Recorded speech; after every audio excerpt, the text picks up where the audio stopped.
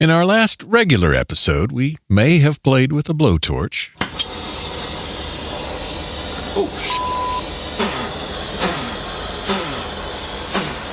And added some new items to our punch list. Why is it flowing so much? That seacock's off, right? It's supposed to be.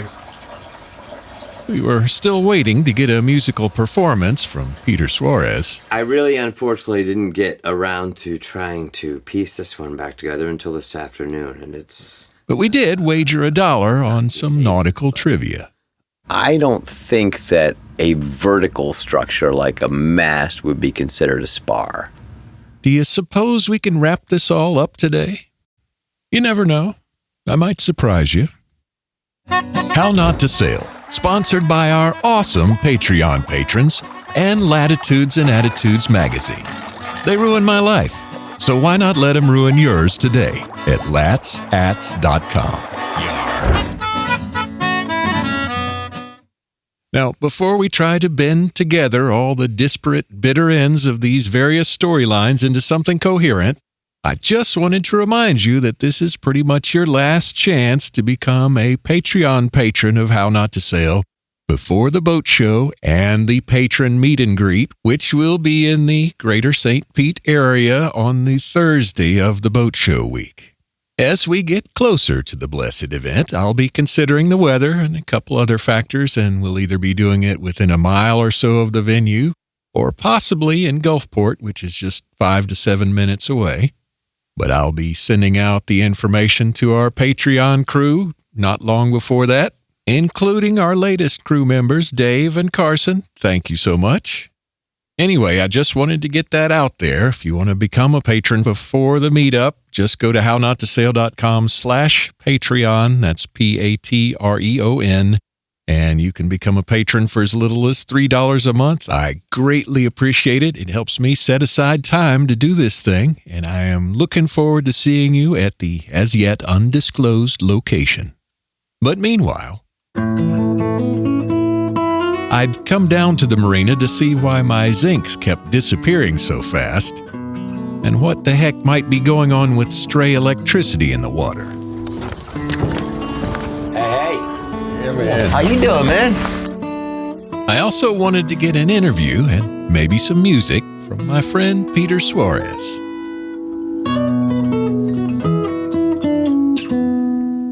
Even though I hadn't quite crossed those items off the punch list yet, somehow I managed to add even more. You want me to see if I can break these bolts loose? Sure. Okay. I do not recommend using a blowtorch aboard a boat, but in this case it did work out fine and allowed my friend Mike to remove the bolts securing the water pump and one of the engine zincs, which had been particularly stubborn. The complication arose when Mike removed the end of the hose connecting the raw water intake to the engine water pump. Why is it flowing so much? It's looking like something, maybe electrolysis, has caused the ball valve to be stuck in the full open position, no matter which way you turn the handle. That's interesting, Bradford. That seacock's off, right? It's supposed to be. This strikes me as a good time for a helpful reminder. How Not to Sail 101. Always bear in mind that it's preferable to keep the ocean outside of the boat. Anything that tends to prevent that condition should be considered undesirable. So here we have the marina water very much coming into the inside of the boat. The only way to stop it, other than attaching the hose back to the engine water pump that we want to take out, is to stick a thumb over the end of the hose, or to raise the hose up higher than the water line. It's kind of hard for me to determine where the water line is from inside the boat, but there's one easy way to find out. Just raise and lower the end of the hose. Once you've moved the end of the hose above the water line, the water stops flowing out of it. I think what I'm going to do, since I got the torch rig here, is I'm going to get that bolt on the bottom to loosen. Okay. And that way, when we get the bolt loosened, we can come back here and figure out what the next game is. How's that sound? Does that sound logical? Yeah, maybe. We decide to let Mike go ahead and take the water pump. Make sure that we raise the end of the hose up above the water line and put a plug in it with a clamp around the hose to secure the plug. What could possibly go wrong? Well, I suppose the plug and clamp could fail, the hose could fall over, and we'd flood the boat if the bilge pump stops working. After sending Mike off with the water pump and a very salty engine zinc, I can't help but be a little pessimistic. Mike's got the water pump with him to rebuild, so the engine is out of commission regardless for a couple of weeks, so the Admiral and I will not be cruising for New Year. We'll see if we can even get her back in action for the boat show. Tanya and I were thinking about doing our kind of regular New Year's cruise, but that's not going to happen unless Mike is able to get the water pump back in right quick-like. And the boat show's only a couple of weeks after that.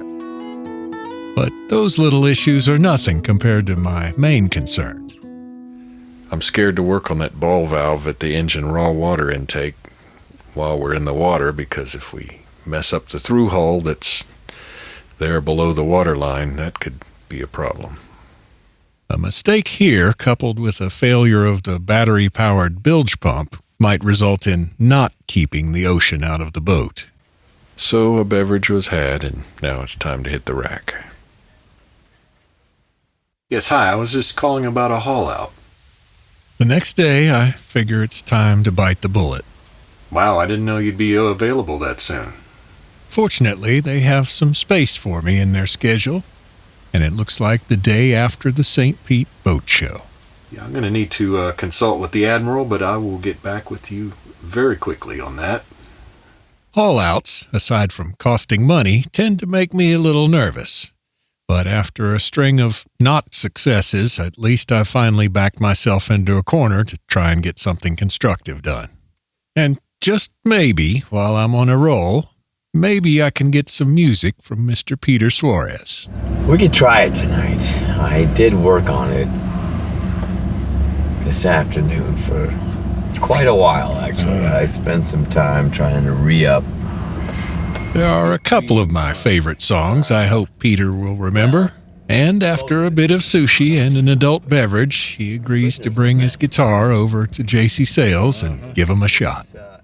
Yeah, no, I think it might be considerably slower than the last time we did it. I can speak from experience when I say it's not uncommon to forget your own songs, especially if you have a couple hundred of them like Peter does. There's one in particular that I very much wanted to get recorded, and it's called All at Sea. One of my favorite things about the song is that it's filled with nautical euphemisms for drinking and drunkenness. Okay, to push the boat out is to do a service for someone. And so that became synonymous with buying a round of drinks. To throw a fish to captain meant to give a very quick and cursory salute in between seeing the captain and getting back to your task. And the title of this song? All at Sea is just kind of an all-encompassing term that has to do with sailing poorly, frequently because the men were entirely wasted on grog. Well, I tell you what, why don't you bust up into that, and if anybody notices any sailing terms that Peter forgot that he wrote, put them on the voicemail.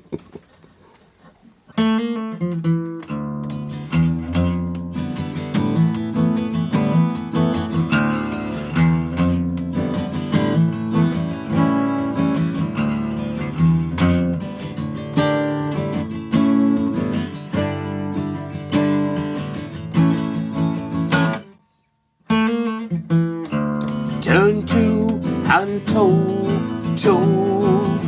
leave the rigging to ride low. Throw a fish to captain and don't you know it's time to turn to and tow. Give away, trim those sails, leave to steadily the gunwale. All ye boatswain, get ye below, if it be your wish to drink like fish, the rummy grog will surely flow, and we roll at sea, toe, toe, toe. So push the boat out, push the boat out, and splice the main brace with me until this night shall end. We sail 3 sheets to the wind, but when next the moon rise, if we be alive, we'll do it all over again.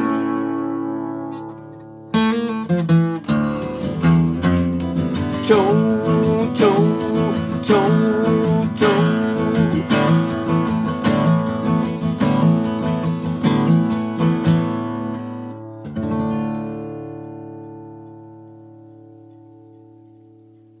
Brings a little tear to your eye, doesn't it? Surprisingly not a bad rendition, I don't think. All right. I'm actually kind of surprised I got through it. Hopefully, that's the way I always feel about a cruise. Well, yeah. Yeah, kind of the same, yeah. But as sketchy as some of my cruises are, so is Peter's recollection of one of my favorite songs in the whole world, and possibly one of the funniest I've ever heard. So I wrote this very pretty piece of music, and I wanted to find a lyric that would do it justice. So I took as my inspiration 2 men in an Irish prison about to be put to death, because they really weren't very nice men, but they were great friends to each other. So shortly before their time, and prison garb being what it is, one of these men sings this song to the other, this beautiful and touching song. And what could be more touching than an Irish prison?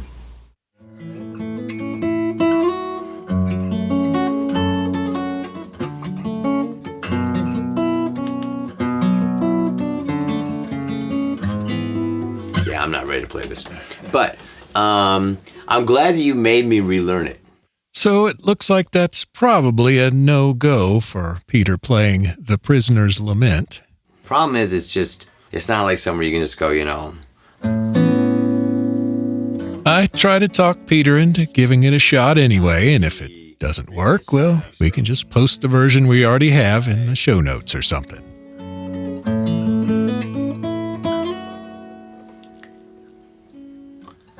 If you will give me but one chance, I'll surely convince ye that we should be in each other's pants. Mine are too big, you see, yours too small. So give your pants to me, mine will fit ye stomach and all. Just let me wear them before you tear them. In each other's pants you'll see how happy we'll be.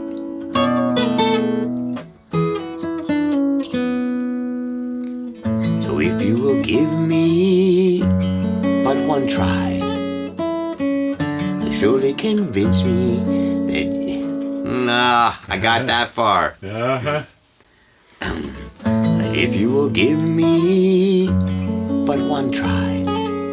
Now it's not a little. Okay, one more time. If you will give me but one try, I'll surely convince ye that you should be the first one to die. We'll take off our pants, you and me, stare in the glass. You'll surely, bit the main line. All right. I thought you said you were going to do a cappella. I can. Oh, snap. If you will give me but one chance, I'll surely convince ye that we should be in each other's pants. Mine are too big, you see, yours too small.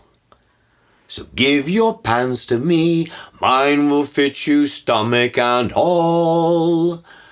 Just let me wear them before you tear them. In each other's pants you'll see how happy we'll be. So if you will give me but one try, I'll surely convince ye that you should be the first one to die. We'll take off our pants, you and me, stare in the glass. You'll surely quit this world when you see the size of your bloom, and ask of me anything, friend, here at the end. Just give me the chance to die in your pants. So if you will give me just one chance, I'll surely convince ye that we should be in each other's pants. I think that might be the close of the podcast. Ah, damn. And I think it is now. That's at least the soundbite at the end. So we'll put a little link in the show notes to the official version. But meanwhile, there was that business about a wager about what the meaning of spar is. I don't think that a vertical structure like a mast would be considered a spar. Apparently, Peter did some homework he's anxious to share with me, but I still feel like he might be missing something important. We had a discussion. We were talking about spars, yes. And any of your listening audience out there that knows of the movie or any of the books, or the book, Master and Commander, written by Patrick O'Brian, and there's a section that I was reading last night where this particular sailor of that time period is explaining to the doctor every single part. And this will not ever be on your broadcast, I'm sure. I'm just giving this to you, Bradford. And listen to this. The mainstay goes from just under here and supports the mainmast below us. Perhaps I'd best finish the masts before I go on to the yards. Okay, but perhaps I best finish the masts before I go on to the yards.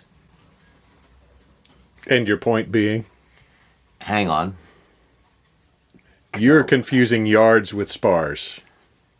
You're exactly right. And that just occurred to me right now. So, can I have that $1 now? Oh, absolutely. All You right. can have more than $1, yeah. Oh, God. Glad we I disposed of really- that one. Yeah. That's probably going to be on the podcast, isn't it? You never know. Yeah, I'm absolutely certain.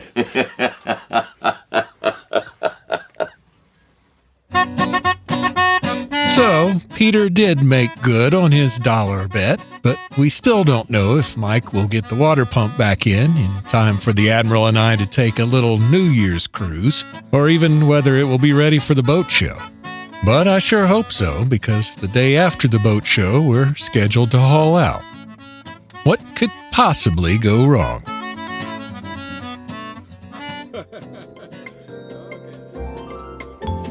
Don't forget to go to hownottosail.com/29 for the show notes to this episode, including the official version of Peter's song, The Prisoner's Lament.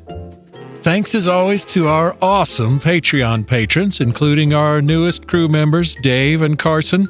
Don't forget, this is your last chance to join the Patreon crew before the private meetup on Thursday the 20th. You can help keep How Not to Sail afloat for as little as $3 a month at hownotttosail.com/Patreon. And huge thanks as always to our sponsor, Latitudes and Attitudes magazine. They ruin my life, so why not let them ruin yours today at latsats.com. And by the way, if you've already heard all the How Not to Sail episodes, let me tell you about another great podcast by a friend of mine, just in case you haven't heard it. The Shooting the Breeze Sailing Podcast with Captain Jeffrey Weddick. Not because I'm a guest on episode 125 or anything, but because he's always a great listen. It's like sitting across from a good friend at the pub as he talks to a cool guest. And maybe they have a beer or two, metaphorically speaking. Who knows? And I mean, don't you want to have a beer with them? So check out the Shooting the Breeze Sailing Podcast at theescapepods.com. That's theescapepods.com, or wherever you get your favorite podcasts. And I'll put a link in the show notes for this episode as well.